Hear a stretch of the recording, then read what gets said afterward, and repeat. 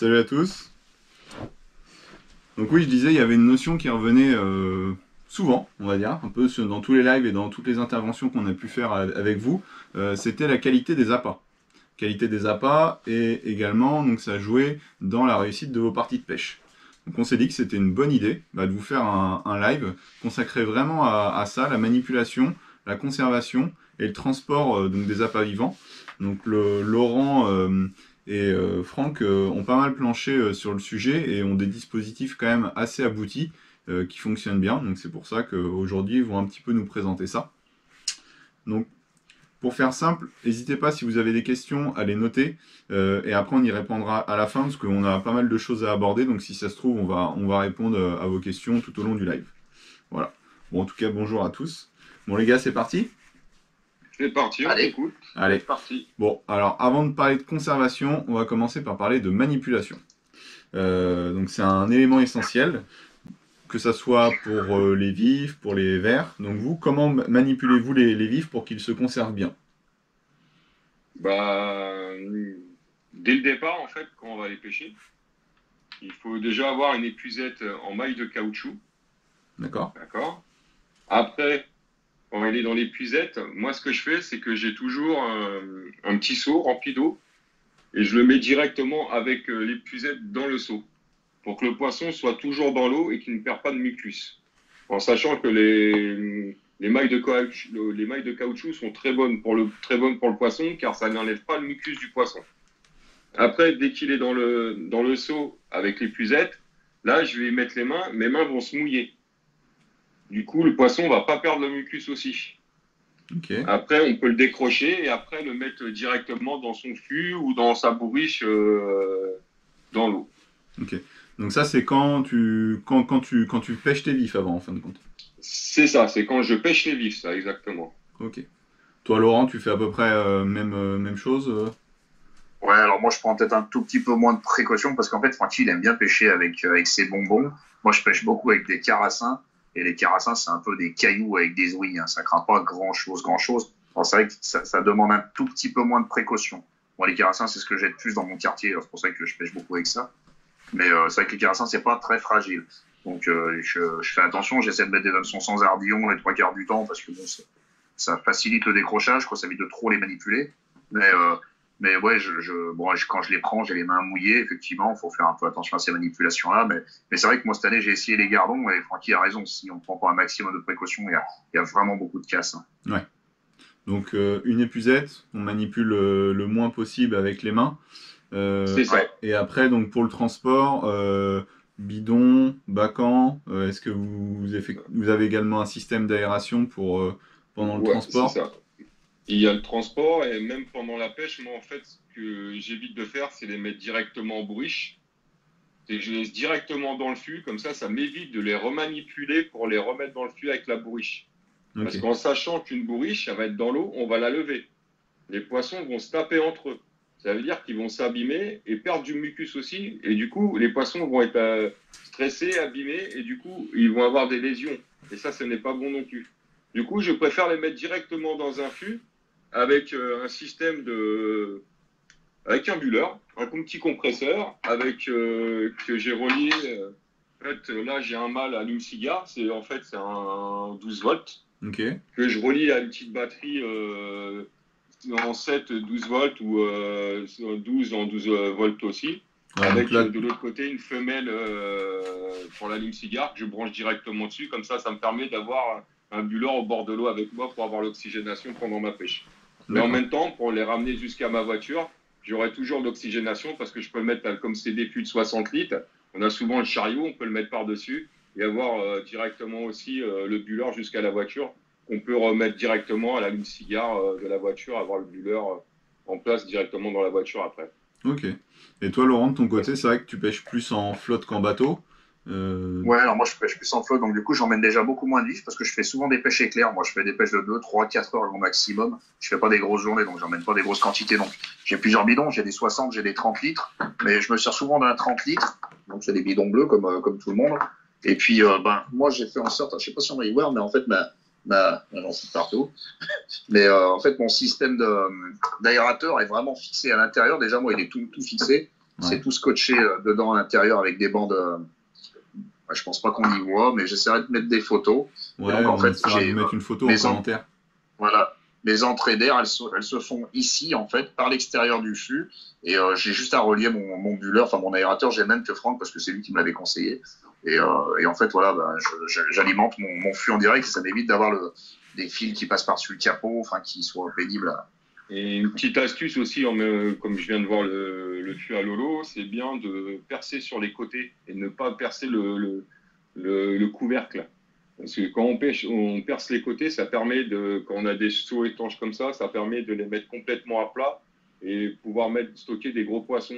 Parce que quand on les laisse en hauteur, malheureusement, les poissons ne vont pas pouvoir nager et ils peuvent mourir pendant le transport. Que là, vu qu'ils sont en longueur dans le fût, ils peuvent nager. D'accord. Sur les poissons de gros gabarit, sur les vifs de gros gabarit. Ouais, donc tu penches de l'autre côté et comme ça, au moins, tu es sûr qu'il y a de la place pour tout le monde. C'est ça. On laisse en longueur. Ça permet d'avoir les vifs en longueur dedans et ils peuvent nager plus facilement que quand le fût est en hauteur. Du coup, ça fait un rond et si les poissons sont trop gros, ils vont être un peu bloqués. Ils vont avoir la tête en bas et la queue en haut et du coup, c'est pas tellement bon pour eux non plus.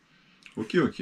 Donc là, on a parlé du transport et de la manipulation. Par contre, je peux en rajouter un petit peu, Maxime. Vas-y. On a parlé de la bourriche. Il faut dire aussi que quand on a une bourriche dans l'eau, quand on fait ses vifs, c'est mieux d'avoir une bourriche en maille de caoutchouc aussi. Ouais, ça également. Ça évite l'abrasion. Et si on peut le faire, c'est à la fin de la pêche, à la place de lever la bourriche, c'est de prendre une épuisette et récupérer les vifs à l'intérieur un par un. Ça prend plus de temps, mais ça va éviter de les abîmer. Ouais, donc en fait, tu veux dire que quand vous venez à tirer vos bourriches, tous les poissons s'écrasent entre eux, ils s'abîment, ils se frottent. C'est ça. Toi, notamment sur les gardons, donc des poissons qui sont assez fragiles. Gardons, brèmes, mèche chevaine, même d'autres poissons, parce que même à une certaine saison, les eaux sont plus chaudes. Ils ont plus facilité à choper des bactéries qu'en hiver. C'est-à-dire que tout poisson vient fragile. Même les carassins sont fragiles à une certaine période de l'année. Il faut faire attention à tout ça. Ok.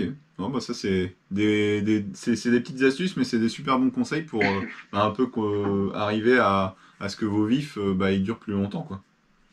C'est le but du jeu. C'est dommage d'aller faire des vifs et les rentrer à la maison et le lendemain ou 2 jours après, ils ont chopé une maladie et ils sont en mauvais état pour les retourner à la pêche après. Hein. Et polluer tous ceux qui sont déjà dedans. Voilà, et polluer l'eau et faire mourir des poissons bêtement aussi, surtout. Ok. Donc après, une fois que vous avez fait vos vifs, que vous les avez bien manipulés, transportés, il vient donc un élément important, donc c'est la conservation des vifs, notamment dans un bac ou dans un vivier. Donc qu'est-ce qu'il faut pour conserver des vifs? Là, c'est peut-être la question un peu de base. Qu'est-ce que vous recommandez pour conserver ces vifs chez soi? Il y a plein de systèmes qui existent. Alors déjà, l'idéal, c'est d'avoir quand même un volume d'eau assez conséquent. Moi, j'ai commencé au début, j'avais pas beaucoup d'espace. J'avais pris une espèce de bac de récupération d'eau de pluie. C'est des bacs qui font 300 litres à peu près. Parce qu'il faut savoir que dans un bac, on peut pas y mettre non plus beaucoup de poissons. Enfin, il y a des normes à respecter. On va dire que les poissons, en aquariophilie, c'est 1 cm par litre d'eau. Là, pour la conservation de vie, vu ils font du transit, on les garde pas, on les conserve pas à vitam aeternam dedans. Donc on peut aller jusqu'à 2 cm par litre d'eau. Moi, par exemple, j'ai 1500 litres, je peux pas bien mettre plus que 60 poissons de 25 cm à peu près. Pour donner une idée. Donc, en fait, il faut quand même des gros volumes d'eau pour pouvoir conserver un bon nombre de vifs. Mais pour les conserver aussi, ça demande une très bonne filtration, ça demande d'avoir une bonne oxygénation. Tout ça, on va vous expliquer comment ça marche. Enfin, comment nous, on a choisi et une eau saine. Et l'eau saine. Mais du coup, tout va dépendre, en fait. Si on met plus de poissons que prévu dans de l'eau, en fait, les poissons, ils sont comme nous, ils ont des excréments et en fait, ils polluent eux-mêmes la flotte, ils arrivent à se flinguer eux-mêmes. Ils vont faire des nitrates à bord et au final, l'eau, elle est impure pour eux. C'est ça, le nitrate, nitrite. Ok. Donc, peut-être la première question à se poser, c'est comment définir la taille de son vivier, peut-être en fonction, comme tu l'as dit Laurent, du nombre de poissons qu'on veut mettre un peu au quotidien dedans, ou en fonction également de la place et de la possibilité qu'on a et qui se calcule en fonction de chacun. Voilà, le mieux c'est d'avoir une petite pièce ou un endroit qui soit déjà ombragé, qui soit pas en plein cagnard tout le temps, parce que ça permettra de garder l'eau un petit peu plus fraîche. d'avoir un endroit où on peut stocker ce bac et d'avoir de l'électricité à proximité pour pouvoir justement alimenter tous ces systèmes qu'on va vous montrer, là, toutes les filtrations. Et puis, puis d'avoir quelque chose de... Ça va dépendre de ce qu'on veut en faire, quoi. Voilà, si on veut garder 5-6 vifs de la semaine pour le week-end, et puis si on veut en garder, en avoir 50 d'avance en permanence, c'est pas la même logistique. Ouais. C'est ça. Ok. Alors, donc tu l'as dit un peu, l'emplacement du vivier a vraiment une importance? Alors, il y en a qui mettent les cuves en plein soleil, hein, mais c'est vrai que ça va rendre plus difficile plus difficile le stockage des poissons. Moi, j'ai fait en sorte que mon local, je l'ai isolé. C'est une glacière, mon local. Hein, moi, il est tout en polystyrène, que ce soit sur les murs, sur le plafond. J'ai fait en sorte qu'il y ait le moins de chaleur qui rentre dedans. Parce que mon but, moi, c'est d'arriver à garder l'eau à 22, 23 degrés et pas monter trop au-delà. Parce que après, on a vraiment vite de la casse. Hein. Le premier orage qu'il y a 60 carassins sur le toit. Hein. C'est ça. De toute façon, en été, quand les chaleurs elles sont vraiment fortes, il faut éviter de stocker au maximum, quoi. C'est bien de garder une quinzaine, une vingtaine de vifs maximum pour avoir qu'ils ont assez de place dans les bacs et que l'oxygénation elle est plus importante et c'est mieux à faire. Ouais. L'hiver, on peut se permettre de stocker beaucoup de poissons parce que les eaux sont fraîches, il y a moins de bactéries, il y a moins de microbes qui se développent dans l'eau et c'est plus facile à les conserver.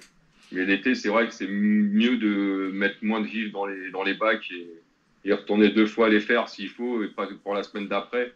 Stocker beaucoup et avoir beaucoup de pertes à la fin, quoi.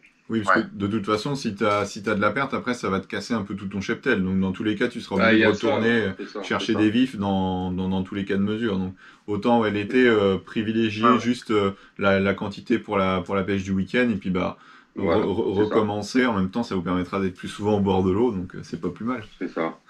Ah, la possibilité d'y aller. C'est ça. Ok. Alors, je suppose tout à l'heure, Laurent, tu as abordé le sujet donc qu'on peut directement utiliser des cuves toutes faites. Vous, je sais que vous avez également donc réalisé vous-même vos propres viviers. Est-ce que vous pouvez un petit peu plus nous en... Ah, on est passé... Laurent, on t'a vu en vertical, c'est bon, c'est revenu. C'est revenu ? Ouais, c'est bon, c'est revenu. Ouais. Ah, c'est les jeux du direct. Donc là, sur la réalisation de ton vivier, tu nous as fait pas mal de petites photos pour nous montrer un petit peu comment tu avais réalisé ça. On va regarder ça, puis on va commenter les photos au fur et à mesure. Ouais, alors attends, j'essaie de me basculer moi sur le live en même temps, c'est pour ça que j'ai fait une petite bêtise. Mais comme ça, au moins, je verrai exactement. Ah voilà, je pêche. Hop. Par contre, il faut que je coupe le son. Voilà. Je suis à toi. Alors, du coup, là, on voit la première image. Donc, c'est l'image où c'est l'emplacement que tu avais défini, que tu avais choisi pour mettre ton vivier. Oui. Donc, moi, c'est un petit local qui est en bas de chez moi, enfin, qui est en dessous de ma maison, qui est dans une cour ombragée en permanence. Alors, c'est pas ultra ventilé, donc pas ultra frais, mais ça conserve déjà un tout petit peu la fraîcheur. Donc, ce local, moi, je l'ai récupéré de mes voisins, ils m'ont laissé. J'ai eu cette chance, c'est ce que je dis, il faut déjà avoir la chance de pouvoir le faire.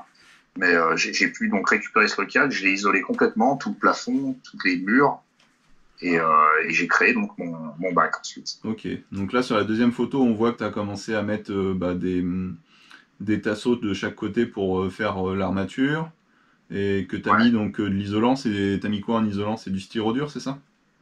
Ouais, c'est ça, du styrodure en 2 ou 4 cm, je sais même plus. Enfin, je suis parti sur l'idée d'un caisson de glacière, qu'on n'ait pas d'arrivée de chaleur par les côtés, que ça reste. Ok. Donc après, on voit la troisième photo où là on a l'armature un petit peu de base qui va soutenir tout le vivier. Ouais. Alors il faut faire quand même gaffe parce que la flotte ça pèse, hein, ça pousse dur. Et donc moi j'ai un ami qui est venu m'aider, qui m'a fait tout le boulot en fait. Et c'est important d'avoir un truc qui tienne la route quand même. Ouais, donc faut pas sous-estimer les matériaux que vous utilisez et surtout la taille des matériaux. Faut bien penser que quand vous allez avoir un volume d'eau de 1000 à 1500 litres, ça va vraiment avoir une poussée. Hein. C'est un petit peu comme les aquariums. On se rend pas compte des fois quand on met un aquarium sur un meuble, est-ce que le meuble va réellement résister à long terme sur le poids de l'eau. Donc après parce que moi j'ai 1500 litres, ça fait 1,5 tonne de flotte. qui tiennent sur 3 bouts de bois, donc il y a intérêt à ce que ça envoie quand même. Hein. Ouais. Et alors toi, tes tasseaux de base, là, ton armature de base, tu l'as également scellé dans les parpaings ou est-ce que c'est juste un monobloc? C'est tout fixé, enfin tous les 20 cm, on a fixé dans les parpaings de partout, sol, mur, Ok. on a vraiment fait au maximum. D'accord. Donc là, sur la 4e image, on voit donc tu as rajouté des linteaux sur le devant pour faire des renforts. Voilà. Ok. Et après, donc là, sur la 5e, donc on voit le coffrage où là, bah, tu as vraiment fait le même principe qu'une glacière, c'est-à-dire que tu as vraiment entouré tout le tour de ton vivier pour que bah, l'eau elle reste un maximum à température. Voilà.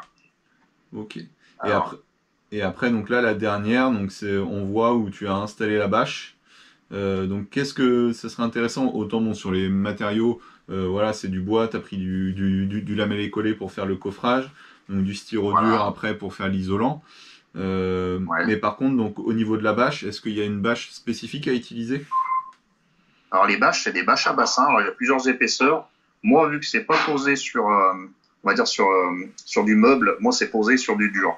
Mais quand on pose cette bâche dans de la terre, par exemple, il y a les arrivées de racines, il y a plein de, enfin, s'il y a des arbres à côté, il y a les racines qui vont venir se foutre dessous, ça peut percer les bâches. Donc c'est le DPM, je crois que ça s'appelle ces bâches. C'est des bâches à bassin. C'est de la 0,4 mm, il me semble. C'est super épais hein, quand même. Ça bouge pas une oreille. D'ailleurs, c'est hyper pénible à mettre dans un coffre comme ça parce que ça fait des plis un peu de Ouais. partout. C'est un peu pénible à mettre, mais bon, ça se fait. Hein. Et après, On donc, l'a fait. Hein. comment t'as fait pour la Et fixer justement sur tes linteaux, sur tes tasseaux? bon, ensuite, bah, c'est agrafé. En fait, parce que une fois qu'on la met en place, on met un peu d'eau dedans pour qu'elle épouse bien tous les angles. Ouais. Et puis petit à petit, on la tire pour la tendre. Et en fait, en haut, il y a quasiment aucune tirée sur la. Il y a tout.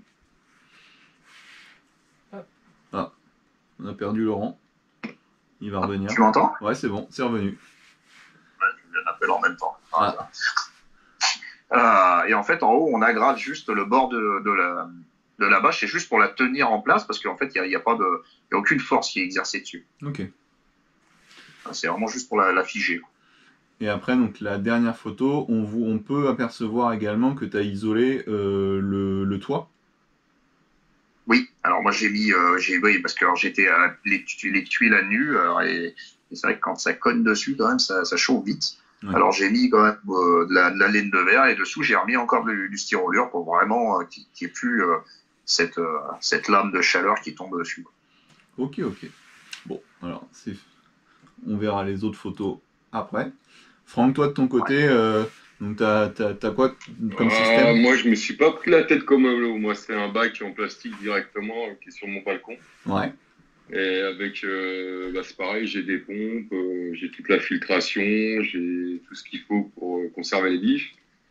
Parce que malheureusement, en appartement, on n'a pas la chance de tous avoir un petit endroit pour pouvoir mettre un bac c'est sûr. ou fabriquer un bac. Du coup, moi, c'est un petit bac en plastique qui est sur mon balcon, qui est assez volumineux déjà, qui conserve pas mal de poissons. Ok. Et ça me suffit amplement, quoi. Ouais, c'est ce que disaient les gens en commentaire. Est-ce qu'une cuve de récupération d'eau de 1000 litres ou C'est même, ça, tout à fait. voilà, Ouais. ça Il y a peut. les cuves de 1000 litres, il y a un peu plus petit. Tout dépend de la personne, ce qu'elle a, où elle peut stocker, quoi. C'est Ouais. au bon vouloir de lui, ce qu'il peut faire, la personne, quoi. Il peut mettre même un un aquarium. Hein. Ouais, s'il suffit qu'il prenne 10 vifs, qu'il ait fait 3-4 jours avant et qu'il a son aquarium pour stocker ses vifs, ça y suffit amplement. Le seul truc, c'est toujours avoir une eau saine et avoir une filtration et de l'oxygène pour les vifs. Alors ça, justement, Et surtout, c'est là qu'on voit que la manipulation dès le départ du vif est importante. Ouais. Parce que si on va les mettre dans un petit bac pendant 2 ou 3 jours pour les conserver, pour aller faire sa pêche le week-end, si on les a mal conservés dès le départ, ils vont pas tenir du tout. D'accord.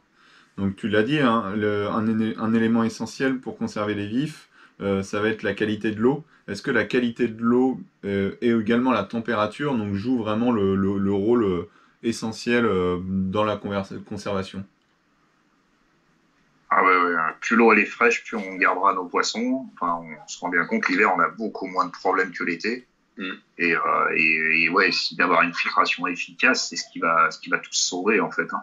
Parce que il y a vite des montées de nitrate. Alors moi, je les surveille pas parce que je suis pas aquariophile et ça me fatigue vite en fait. Moi, je pense que mon eau soit à peu près bonne, je le vois à l'œil et puis je vois si les poissons ils commencent à nojoter un peu sur les reins, je change un tiers de la flotte. Mais De toute façon, il y a pas, je vais te couper, il y a un petit oui, système. Il est tout bête parce que ça existe les lamelles qu'on peut tremper dans Ouais. l'eau pour voir le pH de l'eau, ah, les montées de nitrite, tout ce qu'il faut. En fait, il y a un truc, c'est on sent l'eau. Si l'eau a ouais, sent, c'est qu'il y a un problème dans l'eau déjà. Ouais, C'est pas donc, bon. ouais, ouais. première chose, si l'eau a une odeur et que... Voilà, c'est ça. Si elle a une odeur, c'est qu'il y a un problème au niveau des nitrites ou des nitrates, et il y a une grosse montée. Et ça arrive Ouais. souvent. Par contre, c'est quand on va mettre les poissons dans l'eau, eh ben, ils vont déféquer. Et le problème qu'il y a, c'est là qu'on va avoir des montées de nitrites et de nitrates. D'accord. Et alors, tout à l'heure, vous avez dit, vous rajoutez de l'eau. C'est important, bien entendu, d'avoir un point d'eau à côté et d'avoir Ouais. également une évacuation. C'est ça. C'est Parce que, ça. Ouais, C'est ouais. ça, c'est. ouais, Moi, donc, ça va. Là-dessus, je suis pas trop embêté. Ça va. J'ai réussi à ouais, jouer bien ouais, là-dessus. donc J'ai tout à côté. lorsque vous Certifié définissez un sur peu la la, sortie. ouais, quand vous définissez la taille et l'emplacement, faut pas se louper sur l'évacuation et l'arrivée. Parce que dans tous les C'est Ouais, mais cas, ça. pour faire c'est vivre comme un quand on bassin, fait le c'est, baraque, hein. ouais, voilà, On c'est ça, étudie. Hein. c'est ça. Ok, ok. Alors, après, comme vous l'avez dit, système de filtration. Comment définir un peu son système de filtration en fonction du bac? Je suppose que plus le bac est gros, plus le système va être conséquent. C'est ça. Ouais, Bah, Lolo, ils vont en parler.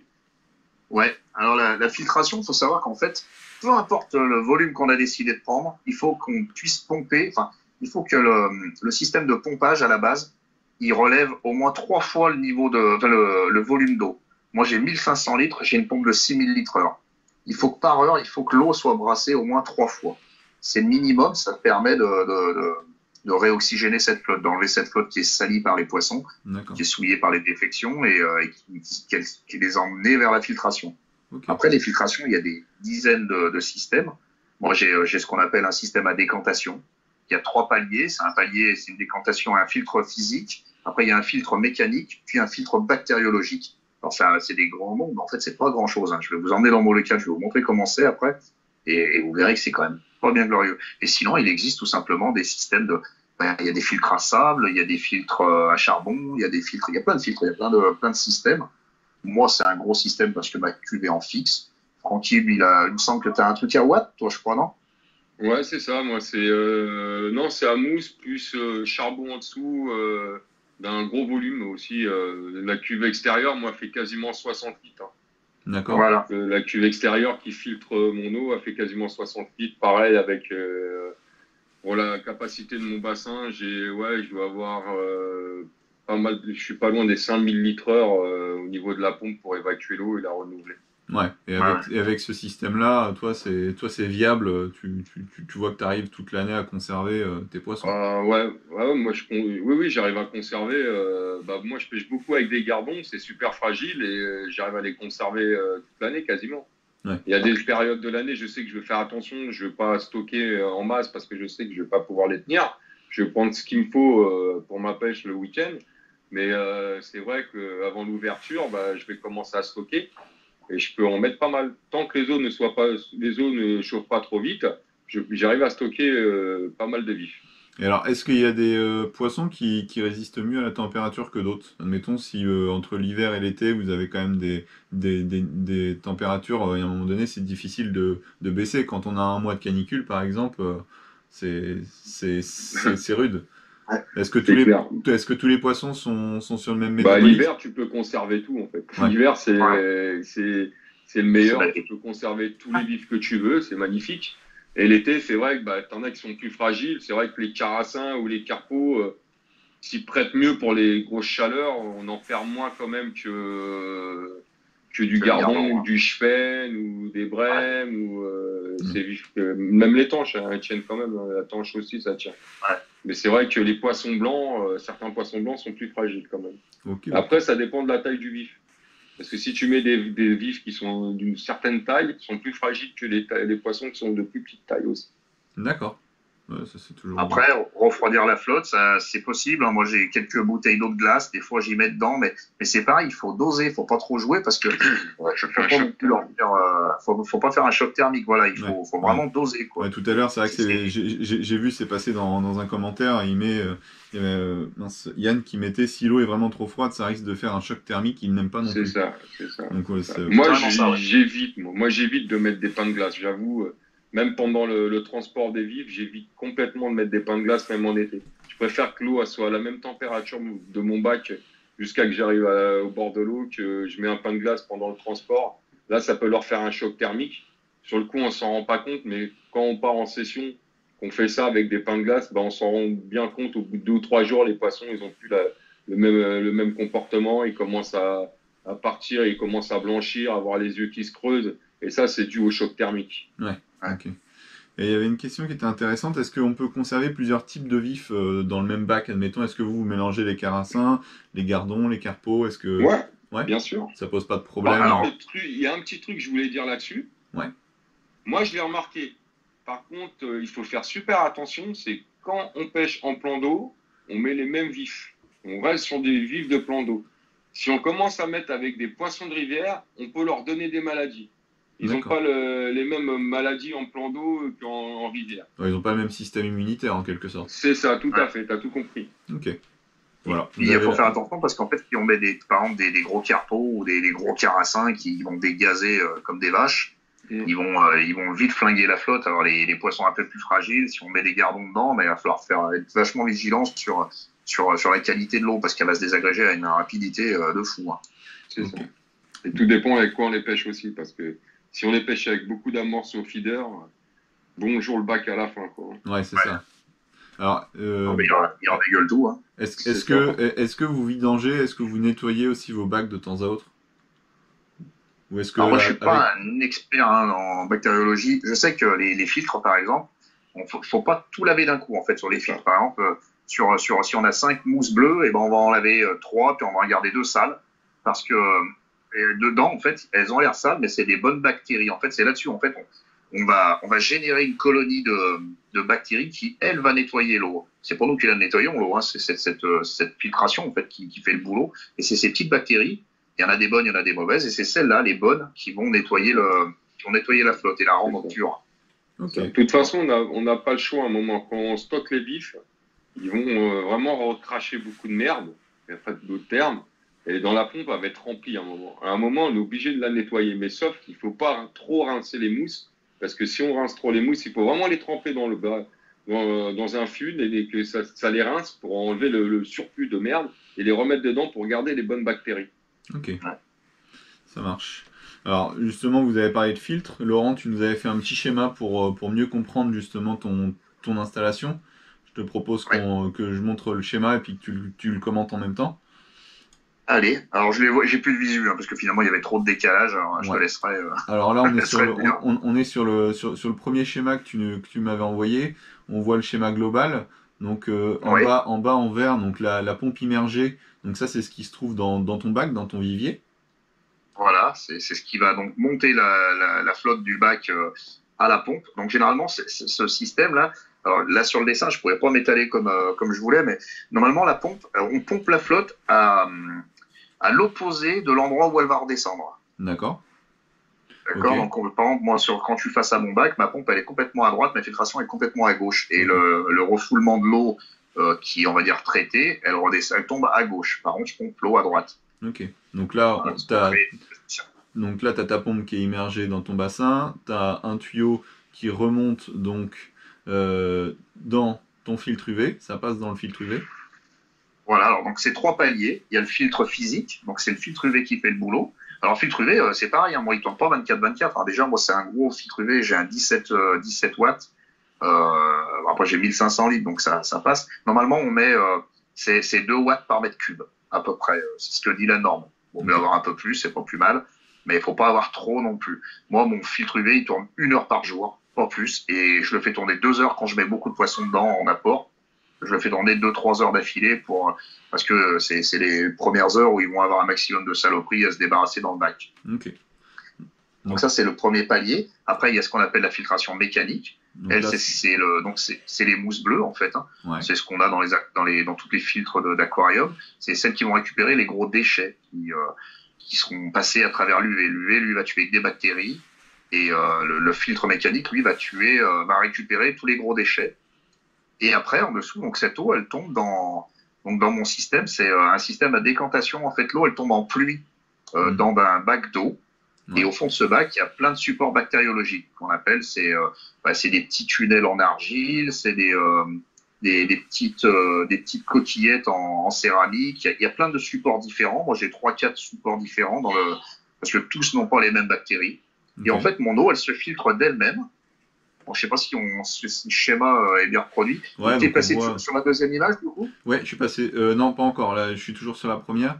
Et la deuxième, donc Ouais, là, on arrive donc sur. En gros, c'est la précision du filtre bactériologique.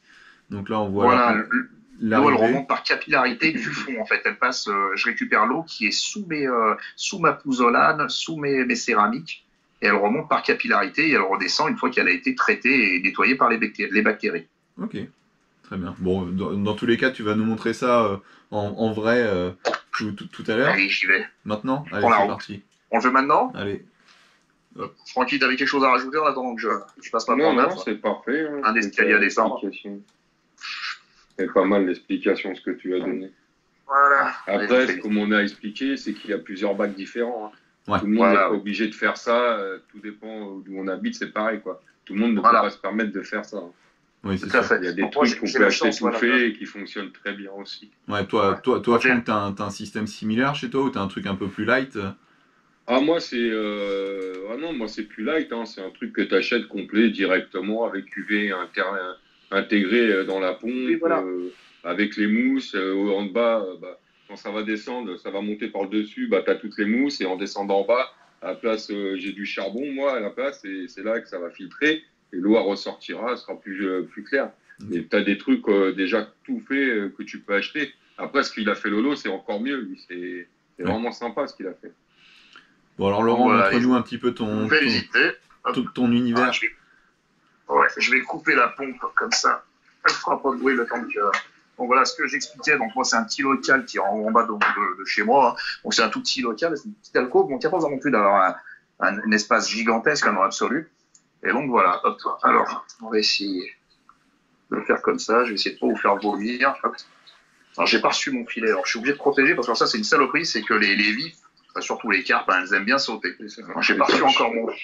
C'est ça. Tout ce qui est carassin, carpe, chevenne, c'est bien de mettre un filet par-dessus parce que souvent ils ont la facilité à sauter par-dessus le bac. Ok. Voilà. Donc moi mon système, alors je sais, est-ce qu'on voit quelque chose? Oui, on voit, là on voit les tubes. Voilà. Les tubes ça c'est ma pompe. Voilà. Okay. Ma pompe est au fond, elle pompe la flotte. Donc comme je disais, elle pompe ce côté-là du bac et la filtration est de ce côté. Okay. Voilà. Et donc voilà ma filtration. Donc moi mon eau elle arrive ici. Voilà. Hop, on va y arriver. Donc elle arrive ici. Ouais.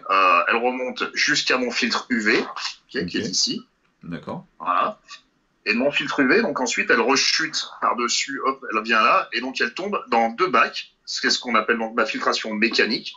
Donc c'est des bacs avec les mousses bleues. Hein. Ouais. Il faudrait que j'ai du toit d'ailleurs. Donc voilà les genres de déchets. Non mais c'est bien. En fait, on voit les déchets comment ils se déposent. Voilà. C'est très bien en plus.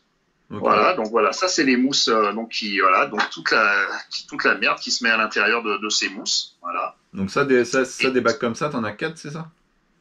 J'en ai 2. 2. Voilà, elles tombent dans 2 circuits différents, et donc c'est des bacs que j'ai percés dessous, voilà, pour faire tomber l'eau en pluie, donc dans mon système, donc bactériologique, c'est ce que j'expliquais, donc dedans il y a de la pouzzolane. Il y a des supports, voilà, bon ça c'est des trucs qu'on trouve de partout, hein, dans les magasins d'aquariophilie, chez Amazon. Voilà, différents supports, voilà, des tunnels, des petites céramiques, voilà. Tout ça, ça se trouve sur Amazon ou en botanique, enfin tous les magasins d'animalerie en fait, quoi. Ouais. Et donc mon eau remonte du fond là. J'ai les mêmes tubes qui refont à l'intérieur, c'est un U.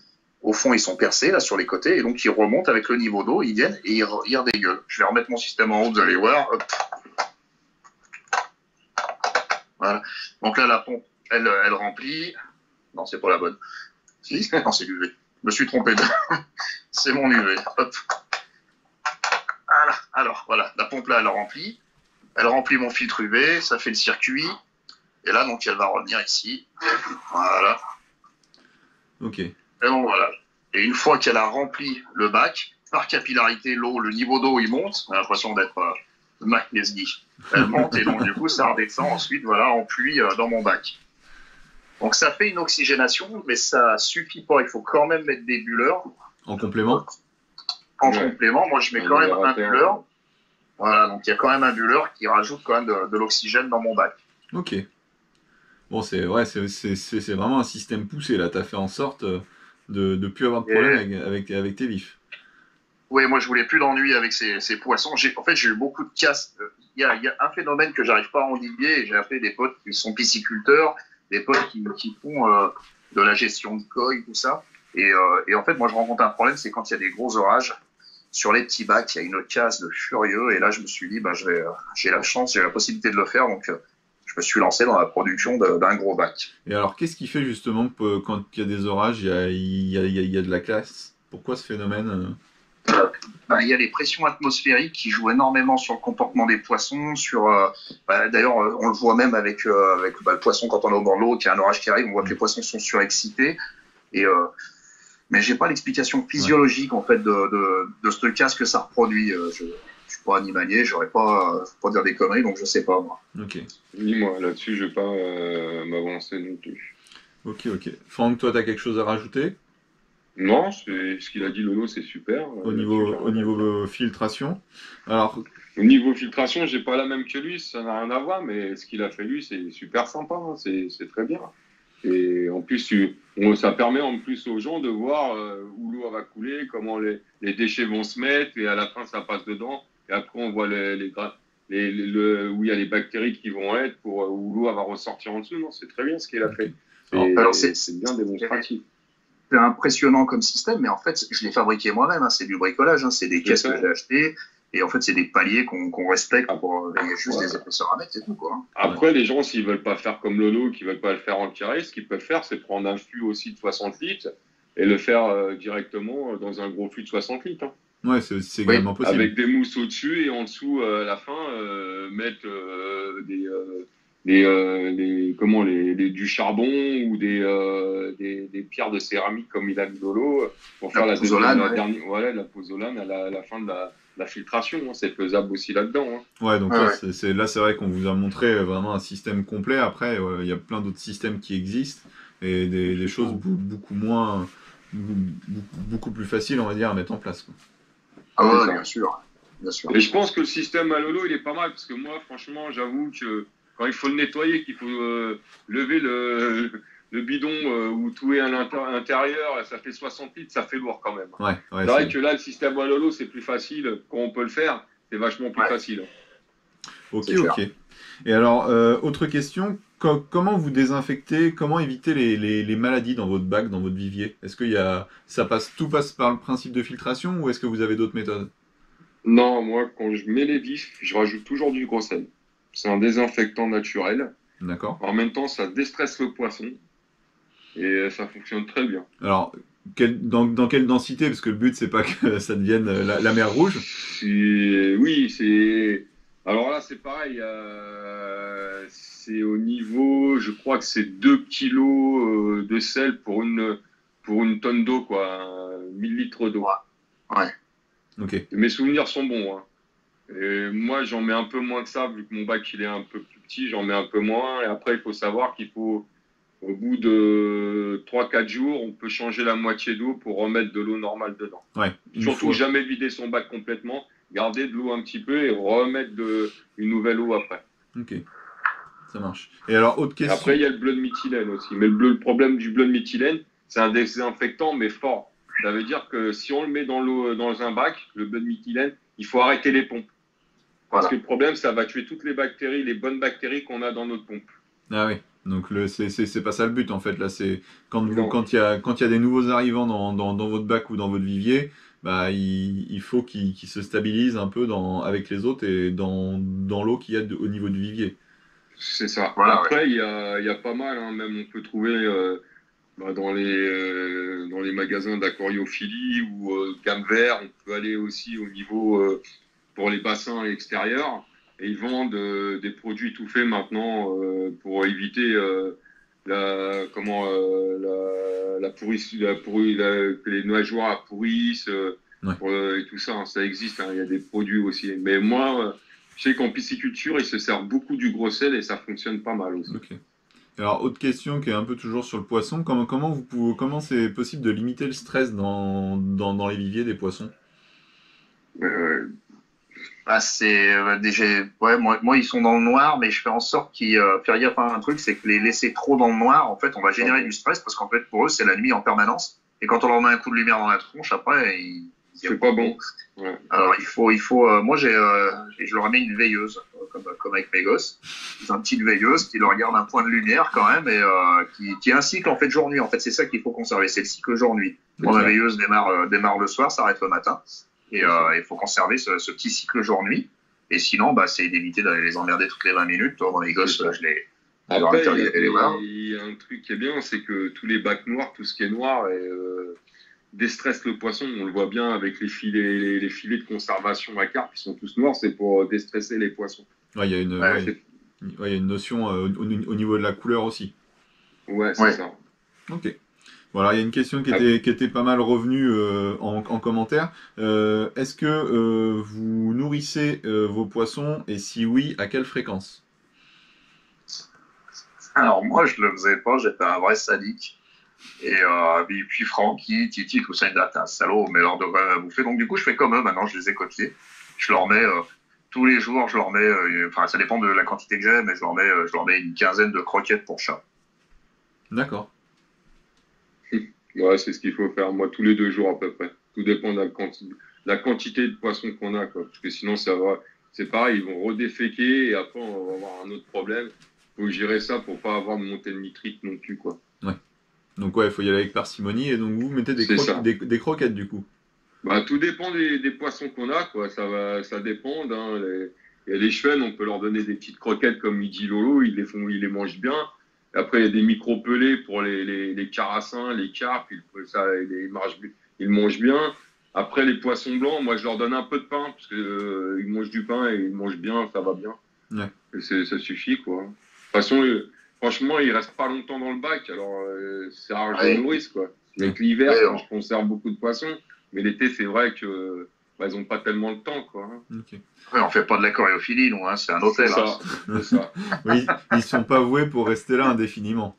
Non, hélas, ils Hélas. ont pas une grande, ils aspirent pas une longue vie dans le bac, quoi. Ouais, bon. S'il y a un truc qu'on n'a pas parlé, quand tu as mis en eau ton bac, Laurent, tout à l'heure, je suppose que tu l'as rempli. Combien de temps t'as laissé l'eau décanter pour qu'elle soit un petit peu, on va dire, adaptée à recevoir des poissons? Bah, c'est l'évacuation du chlore qui est le facteur à prendre en compte dans ce coup-là. Là, quand on met de l'eau du robinet, c'est que c'est plein de chlore. Et normalement, je crois que c'est 24 heures. Moi, j'ai laissé une semaine avant d'y foutre un poisson dedans. C'est bien. Une semaine, c'est très bien. Ouais. Et le cycle de l'eau a le temps de se faire, du coup, en une semaine. Ouais. C'est ce qu'ils C'est pour ça préconisent que- en aquariophilie souvent. Voilà. C'est pour ça on dit de pas changer la totalité de la flotte, hein, parce qu'on va virer déjà toutes les bactéries et en plus, on va vraiment injecter que du chlore, quoi. Que là, on va les diluer avec l'eau où ils ont déjà vécu, quoi. Ok, ok. Alors bon, là, je pense qu'on a fait un peu le tour sur le vivier en soi, sur la conservation, donc avant la partie de pêche. Et alors après, lorsque vous récupérez donc des vifs, on l'a un petit peu abordé, ou que vous venez à retransporter dans l'autre sens des vifs, d'abord dans le cadre de récupération, quand vous allez réintégrer des nouveaux vifs au cheptel existant, vous faites attention à quoi précisément? Bah, franchement, moi, j'avoue que j'évite de ramener d'autres vifs quand j'en ai déjà dans le bac. Je préfère, il y a qu'en hiver, je le fais parce que les eaux, elles permettent de faire ça. Mais l'été, quand j'ai une bonne densité, je vois pas de rajouter d'autres vifs pour en avoir plus dans mon bac en sachant que je m'en sers toutes les semaines et c'est pas tellement bon, quoi. Ok. Après, chacun son point de vue là-dessus, mais c'est l'été, on sait qu'il va y avoir beaucoup de casse dans les vifs, ça sert à rien de stocker au maximum, hein. Après, je comprends les personnes qui peuvent pas y aller toutes les semaines, qui travaillent toute la semaine, qui peuvent y aller, ils vont faire un week-end, ils vont faire le stock au maximum pour pouvoir pêcher plusieurs fois, mais c'est pas tellement bon, quoi. Après, Ouais. Ok. Après, ça dépend de la structure qu'on a aussi. Hein. Moi, mes C'est ça. 500 litres, je ne peux pas vivre avec 2 carpos dedans toute l'année. Donc, Ah non, c'est moi, j'ai un stock, j'essaie de faire rouler. En fait, j'ai un tableau, c'est vrai que je voulais pas monter sur le côté, mais j'ai un petit tableau où je note dessus combien j'ai de pensionnaires en carassin, en gardon, enfin, en toute espèce que je pourrais entrer dedans. Et j'essaie de conserver un roulement. Moi, j'essaie de faire en sorte d'avoir toujours du vif. Parce que vu que j'ai un boulot qui me permet pas vraiment de m'organiser à long terme, et ben, je décide du jour au lendemain d'y aller. Je peux pas me retrouver en carafe et me dire, putain, faut que j'aille faire des vifs, j'ai pas le temps. Ouais. Donc, j'ai toujours un fond de roulement. J'ai mes 20-30 vifs qui sont en permanence dans mon bac. Alors, une Et question. j'en rajoute dedans. Ok. Une question intéressante d'un internaute. C'était par rapport, quand vous revenez d'une pêche, vous avez pris, admettons, 10 vifs pour partir à la pêche, et vous revenez, il vous en reste 5. Est-ce que ces 5 vifs, vous allez les remettre dans le bac, ou est-ce que, comme ils auront été ils auront subi un transport de plus, à la fin de la partie de pêche, vous les rebalancez à la flotte? Bah, moi, je les rebalance tout le temps, moi. Ouais. Tu préfères pas les remettre dans le bac? Je leur donne une seconde chance. Une seconde Mais chance. non, je préfère les rebalancer. Ils ont eu le stress, ils ont été manipulés dans le bac, dans le vivier pendant toute la pêche et tout. Ils sont moins propres que quand on les a mis la première fois. Et je préfère les rejeter à chaque coup. Fin de pêche, je remets mes poissons, mes vifs à l'eau. Il y a que l'hiver, l'eau elle est plus fraîche, tu peux les conserver plus facilement. Mais l'été, je préfère les rejeter à l'eau quand même en fin de pêche. Ok. Et toi, Laurent? J'ai tellement moins de cœur. Non, moi, pas de chance. S'ils ont pas servi, ils repartent à la caserne. Ah, mais ils vont se refaire nourrir et ils vont revivre quelques beaux moments. Bon. Ouais, non. Ok. Et alors, quand après vous manipulez vos vifs quand vous voulez partir en session, on a vu tout à l'heure, tu avais une épuisette, Laurent. Je suppose que ça c'est très important aussi de bien manipuler autant dans le sens pêche pour les stocker, mais également dans le vivier pour après les faire partir en pêche, quoi. C'est clair. Ouais. Mais c'est plus facile déjà pour les attraper parce que si tu vas à la main, bah, t'as pas fini. Et c'est vrai qu'une petite épuisette à truite en maille de caoutchouc au niveau du bac, c'est pas mal du tout, quoi. Et Ouais. c'est facile à les attraper avec. Ok. Et après, donc tout à l'heure, on a vu vos bidons. Qu'est-ce que vous avez donc pour transporter les vifs habituellement Bah, moi, j'ai le même bidon, en fait. Ouais. Pour la pêche en bateau, je vais utiliser le même bidon que j'ai pour les pêcher. Mais par contre, ce que je fais, c'est le soir, avant de partir en pêche le lendemain, je mets l'eau déjà dans mon fût pour que la nuit, elle se mette à la même température que mon bac pour que le matin, bah, les deux eaux soient à la même température et que j'ai pas un choc thermique qui se passe. D'accord. Ah ouais, ça c'est intéressant de le savoir. C'est vrai qu'on n'y pense pas toujours. Ouais, la veille, mettre C'est directement ça. l'eau.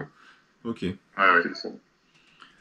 Toi, Laurent, c'est un peu pareil Vu que j'ai un gros volume d'eau, moi, je prends de l'eau de mon bac et ça me permet d'enlever, on va dire, 50-60 litres, de remettre du neuf dans mon bac et de sortir cette flotte. En fait, ça me permet de faire un petit roulement. Bon, je le fais pas à chaque fois, mais ça me permet de le faire de temps en temps. Quand je fais une grosse session, je pars avec mon gros bidon de 60 litres, je le remplis de flotte du bassin et comme ça, au moins, je remets de l'eau neuve dans le bassin, quoi. J'essaie de faire une petite rotation de flotte. Ok. Alors on a une question. Est-ce que quand les vifs ils arrivent de la partie de pêche quand vous les avez prélevés, est-ce que vous les mettez directement dans votre bac ou est-ce que vous laissez le bidon ou le bacan décanter pour qu'il n'y ait pas d'écart de température? Non, moi je le mets direct en fait. Ouais. Vu que, moi, mon bac, l'avantage, c'est qu'il est directement sur le bacon et la température, comme je les pêche directement je les mets directement dans le fût, ça veut dire que je vais être quasiment à la même température que sur mon bac sur le balcon. Et j'ai pas trop d'importance à ce moment-là, je les mets directement dedans.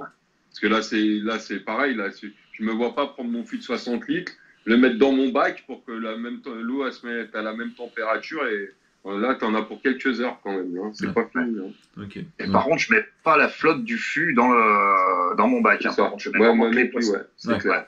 Là-dessus, il faut jamais mettre l'eau de l'étang ou de la rivière où on a fait ses vifs dans son bac parce que c'est pas la même eau. Elle va être chargée plus en bactéries, l'eau de la rivière ou avec des autres maladies que les poissons ne vont plus avoir dans ce bac-là. Surtout quand on met les UV. Oui, on peut ramener des merdes dans son bassin. Hein. J'ai un ami, Mathias, qui doit être dessus, là. Il a joué avec ça. Il a fini avec des herbes filandreuses plein son bassin. Et c'est l'horreur à s'en débarrasser après. C'est une tannée. Hein.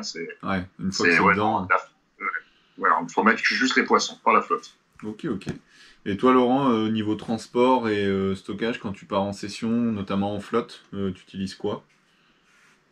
Ben, transport, j'ai exactement le même fût que je t'ai montré tout à l'heure, là, qui me Ouais. sert quand quand je vais les pêcher. En fait, je les mets dans ce fût-là, puis je les Ouais, ramène c'est à le la même qui maison. Puis sert. voilà, donc je me sers de celui-là, le petit, quand j'ai pas beaucoup de vif, je m'en vais pas à prendre le gros. Et puis sinon, j'ai le 60 quand j'ai plus de volume à déplacer. Et après, ben, c'est le stockage en flotte tube. Moi, je peux pas, enfin, je veux pas me balader avec mon bidon. Donc, du coup, je les traîne dans une, bon, je récupère la bourriche qui est dans le bacan, là, qu'on a, le vivier bacan, là. Ouais. Et en fait, voilà, je me sers de ça, moi, en flotte tube. Je le laisse sur le côté du flotte tube et comme ça, j'ai mes vifs, ils sont au frais toute la journée. D'accord, donc ouais, toi, ils sont directement dans l'eau de la rivière ou du fleuve que tu pêches. Voilà, je les mets directement dans le Saône, du coup, en l'occurrence, quand je suis chez moi, mais voilà, Ok. mais oui, ils restent dans la flotte à côté. Après, en bateau, c'est pas pareil. Qu'en bateau, tu vas pas naviguer, arracher les vivres de la flotte, les remettre dans un bidon. Ouais. Si t'as un vivier, mais si t'as pas de vivier, que tu te promènes avec un bidon, tu vas pas les verser dans une bourriche et puis faire que ça toute la journée. C'est ça. Bon, en flotte tube, je peux naviguer avec ma bourriche, ça pose pas de problème, quoi, s'il y a pas trop de tirant d'eau. Ok. C'est ça. Et toi, Franck, en bateau, est-ce que tu renouvelles l'eau qu'il y a dans ton bidon en fonction Bah, de moi, en fait, dès que je suis dans le bateau, bah, j'utilise. Bah, Lolo, il utilise la bourriche et moi, j'utilise le sac, en fait. Ah, c'est bien, vous êtes complémentaires. Voilà. Et du coup, moi, je me sers de ce bac-là qui fait quasiment 60 litres et je le remplis d'eau et mes vis sont à l'intérieur avec bah, le même système avec un bulleur. Mais là, ça sera un bulleur d'aquarium en 500 litres heure parce que, qui fait pas de bruit, qui a pas de vibration. Ouais. Et par contre, là, comme c'est un bulleur d'aquarium de ville pour les appartements, ça sera du 220. Du coup, j'utilise un adaptateur qui me permet de passer du 12 en 220 pour avoir l'électricité pour mon bulleur. Ok. Pour avoir toujours l'électricité et l'oxygénation. Et oui, de temps en temps, je change l'eau. L'été, je la change un petit peu pour qu'elle soit un peu plus fraîche parce que malheureusement, sur le bateau, bah, s'il y a du cagnard, l'eau va chauffer un peu plus vite. On leur change un petit peu pour que l'eau reste un peu plus fraîche. Mais l'été, des fois, l'hiver, par contre, j'utilise des fois même pas le bulleur du tout parce que l'eau reste un peu oxygénée, ça suffit amplement. L'été, ils n'ont pas besoin d'autant d'oxygène que ça. L'hiver, je veux dire, juste trompé là. Ça marche. Bon, je pense qu'on a fait à peu près le tour sur le transport, la manipulation et la conservation des vifs. Bon, Ouais. on sait vous utilisez pas seulement les vifs comme appât, vous utilisez également donc les vers, les lombriques. Je propose qu'on fasse Ouais. une petite aparté aussi là-dessus. C'est quand même un appât que vous utilisez, on va dire, régulièrement. Je suppose que soit vous l'achetez, soit vous les achetez, soit vous allez vous-même les chercher, vous jouez au petit poussé. C'est ça. Bon, ça m'a bien passé quand même. Hein. J'ai plus trop des nuits à courir après parce que c'est rapide quand même à Verter. On dirait C'est pas comme clair. ça, les ramasser dans la pelouse. C'est Faut clair. quand même faut être vaillant C'est quand clair. même. Hein. Alors, C'est clair. Il faut être agile en plus. Ouais. Hein. Ouais, ça fait pas rien. est-ce que vous avez est-ce que vous avez deux, trois petites astuces ou conseils à donner aux gens qui voudraient un peu eux-mêmes les ramasser et surtout comment les conserver une fois qu'ils les ont ramassés? Parce qu'on sait qu'il y a quand même quelques petites astuces bien pratiques pour être sûr de Bah, je donne des astuces. Lolo, il va donner la conservation. Comme ça, Allez, vas-y. un petit peu tous les deux. Bah, Bah, il y a trois petites astuces en fait pour les ramasser. Bah, il y a déjà il faut prendre la pioche, prendre la terre. Là, on va les récupérer. Après, il y a la deuxième astuce, c'est dès qu'il pleut et qu'il fait nuit, dès qu'il va avoir de la pluie, et la nuit, les vers de terre vont sortir. Ouais. Et là, on peut les récupérer directement comme le petit poussé. Ils sont hors de. Et c'est rapide quand même. Après, quand il pleut beaucoup, beaucoup, des fois, on a la chance, quand on est sur l'île dans des milieux urbains, c'est qu'ils sortent complètement et qu'ils traversent la route. Du coup, on les retrouve directement sur le béton. On n'a plus qu'à se baisser pour les récupérer. C'est l'avantage. Et après, la troisième, c'est prendre moi, ce que je faisais quand j'étais gamin. Ici, je le fais pas sur Paris parce que malheureusement, je vais me prendre un coup de fusil par le gardien si je fais ça dans le parc. Mais c'est de prendre un bout de ferraille et le rentrer dans la terre et le tourner. Ça va émettre des vibrations et les vers de terre vont sortir. D'accord. Ok. Alors ça c'est des lombriques, hein, ce qu'on appelle, parce que c'est vrai qu'il y a plusieurs variétés. Nous, on dit souvent vers canadien. Mais en fait, c'est des les gros vers nombrils. voilà, les vers de jardin fonctionnent. Les vers canadiens, ils ont la différence, c'est qu'ils vivent très profond et qu'on n'arrive pas à les conserver chez nous. Hein. On n'arrive pas à les, c'est vraiment la merde à faire chez nous. Ouais. Et ça sert à rien de les mettre en lombriculteur et ils font pas de bébés. Hein. Donc, moi, je les achète. Ça coûte un œil. C'est vrai que c'est cher, les vers. Et puis, on en passe beaucoup parce que c'est une pêche où on a souvent beaucoup de petits poissons qui viennent nous piller un peu les hameçons. Les vers, c'est hyper fragile. Les vers, ça aime pas ni le froid ni le chaud. Donc, il y a un juste milieu. Alors, le top, c'est d'avoir une cave un peu humide, un peu fraîche, qui arrive à avoir une température constante ou à être tempérée. Et là, on arrive à les stocker dans dans des caisses avec une maille fine. On peut les mettre dedans avec de la terre. Par contre, il faut les secouer tous les jours ou tous les 2 jours, les vers, parce que, en fait, ils se mettent tous au fond et ils se chauffent et ils arrivent à se tuer tout seuls. Ils se brûlent tout seuls. Donc, il faut brasser régulièrement le fond de la caisse et il faut qu'il y ait toujours un jour sous cette caisse. Il faut que l'air passe dessous pour ventiler la caisse. Et ensuite, le mieux, c'est quand on est... Alors moi, en flotte tube, on a ce bac-en maintenant, là. Celui-là, il est neuf. Parce que le mien était dégueulasse, j'avais honte. Voilà, donc on a celui-là, là, le bac-en EVA, là, qui est isotherme. Ouais. Donc ça, c'est top parce que c'est une des poches du flotte tube, donc c'est sur le côté du flotte tube, c'est facilement accessible et l'avantage c'est que ça garde le frais. Par contre, on peut pas poser les verres directement sur les bacs de glace parce qu'ils se brûlent. Pareil, il faut mettre les bacs de glace dans du journal. On va pas mettre une pile épaisse de 5 cm, mais quelques feuilles de journal, 7-8 feuilles, pour qu'ils soient pas en contact directement avec le froid et qu'ils se brûlent. Okay. Et puis bien avoir de la glace parce que par contre la moindre chaleur, vous allez vite le voir, hein, ils deviennent liquides, c'est horrible. Hein, les vers canadiens, c'est une catastrophe. Ok. Bon voilà. Merci en tout cas pour ces petites astuces sur comment attraper des lombrics et puis comment conserver les vers. Franck, je crois que tu avais un petit mot de la fin aussi à faire passer, un peu à tous les pêcheurs et toute la communauté des pêcheurs de silure. Pêcheurs de silure et autres, tous les pêcheurs, en fait. Oui, en règle générale. Pêcheurs de carpe, tous les pêcheurs, en fait. C'est que, y a un collectif qui s'est monté en Nouvelle-Aquitaine. C'est le collectif pêcheurs défendeurs des fleuves et rivières de Nouvelle-Aquitaine. En fait, ce collectif s'est monté pour défendre, pour l'instant, la Garonne et la Dordogne contre les pêches expérimentales qu'ils vont faire sur tous les barrages de ces rivières-là et sur certains endroits où il y a des fosses et aussi où il y a des frayères à cendres et brochets, tout ça. En fait, ce qui va se passer, c'est qu'il va y avoir une pêche expérimentale avec beaucoup de filets et malheureusement contre le silure, parce qu'en fait, c'est pour les poissons migrateurs qu'ils ont fait ça, pour pas exterminer, mais pour réduire la masse de silure dans ces rivières-là. Mais le problème qui va se passer, c'est qu'ils vont le faire sur des endroits où il y aura il y aura tout style de poissons différents, que ce soit brochet, sandre, carpe, brème, tout ça. Et malheureusement, avec le système qu'ils vont utiliser, tous ces poissons-là vont être mis dans le même panier, vont être attrapés pareil. Ouais, donc et là-dessus, on essaye de voir ce qu'on peut faire pour éviter la casse. D'accord.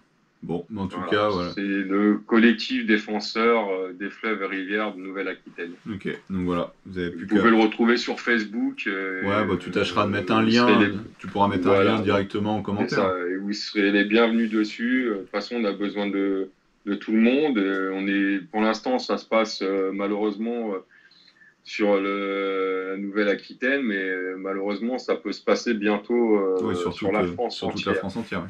Il ne faut pas l'oublier aussi que les pêcheurs professionnels prennent un peu plus de poids et malheureusement, il ne faudra pas s'étonner si bientôt, si on ne fait pas quelque chose, on en retrouve sur tous nos fleuves et nos rivières de France. Ok, écoute, merci à toi.